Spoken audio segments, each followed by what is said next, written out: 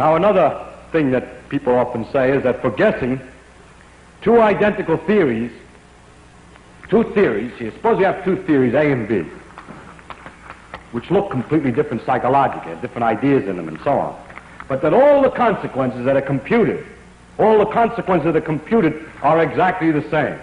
Maybe say they even agree with experiments. The point is, though, that the two theories, although they sound different at the beginning, have all consequences the same. It's easy usually to prove that mathematically by doing a little mathematics ahead of time to show that the logic from this one and this one will always give corresponding consequences. Suppose we have two such theories, how are we going to decide which one is right? No way, not by science, because they both agree with experiment to the same extent. There's no way to distinguish one from the other. So the two theories, although they may have deeply different ideas behind them, may be mathematically identical, and usually people say then in science one doesn't know how to distinguish them, and that's right. However, for psychological reasons, in order to guess new theories, these two things are very far from equivalent, because one gives a man different ideas than the other. By putting the theory in a certain kind of framework, you get an idea what to change, which would be something, for instance, in theory A that talks about something that you say, I'll change that idea in here. But to find out what the corresponding thing is you're going to change in here may be very complicated. It may not be a simple idea. In other words, a simple change here makes maybe a very different theory than a simple change there. In other words, although they're identical before they're changed, there are certain ways of changing one which look natural, which don't look natural in the other. And therefore, psychologically, we must keep all the theories in our head. And every theoretical physicist that's any good knows 6 or 7 different theoretical representations for exactly the same physics, and knows that they're all equivalent, and that nobody is ever going to be able to decide which one is right at that level, but he keeps them in his head hoping that they'll give him different ideas for guessing.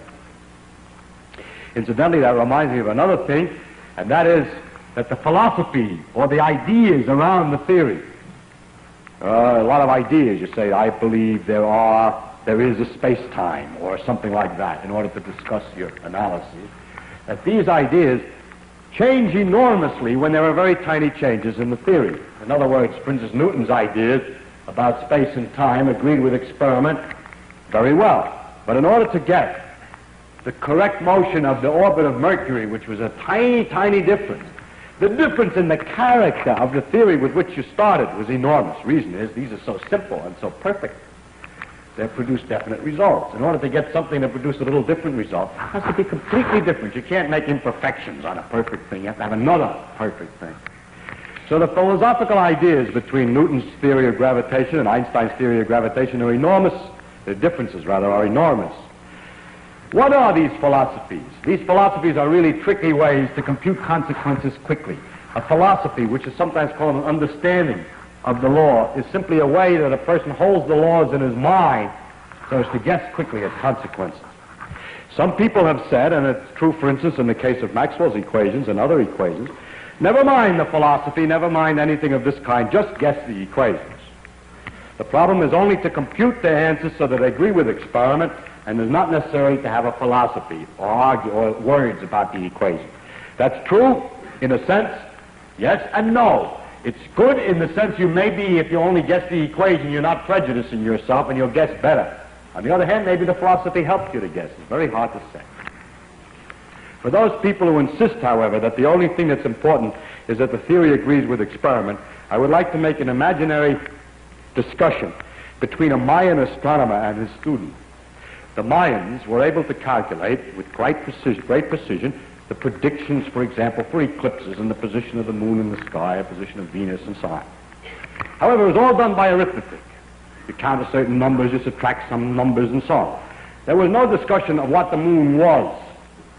There wasn't even a discussion of the idea that it went around. There was only calculate the time when there would be an eclipse or the time when it would rise, the full moon, and when it would rise, half moon, and so on. Just calculated only. Suppose that a young man went to the astronomer and said, I have an idea. Maybe those things are going around, and there are balls of rocks out, like rocks out there. We could calculate how they move in a completely different way than just calculate what time they appear in the sky and so on. So of course, the Mayan astronomer would say, yes, how accurate can you predict eclipses?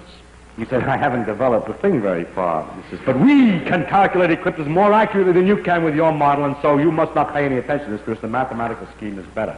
And there's a very strong tendency of people to say against some idea, if someone comes up with an idea and says, let's suppose the world is this way, and you say to him, well, what would you get for the answer for such and such a problem?